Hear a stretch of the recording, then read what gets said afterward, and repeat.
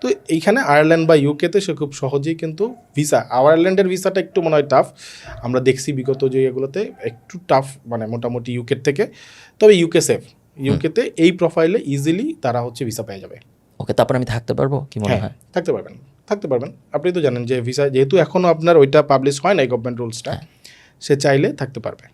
ওকে, মোটামুটি সব দেশেই আমি ব্যাচেলর শেষ করলাম বা আমি পোস্ট গ্রাজুয়েশন মাস্টার শেষ করলাম, এর পরের সিস্টেমটা আমাকে একটু বলেন তো, যে শেষ করছি এখন কি করে?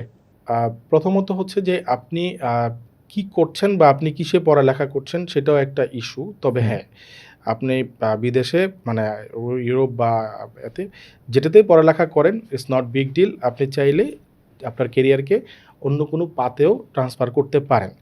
এখন ডিপেন্ডস করতেছে, যদি আপনি মনে করেন যে আপনি একজন খুব ভালো মানের প্রোগ্রামার, তাহলে আপনি ট্রাই করতেছেন অ্যামাজন বা এই টাইপের কোম্পানিগুলোতে।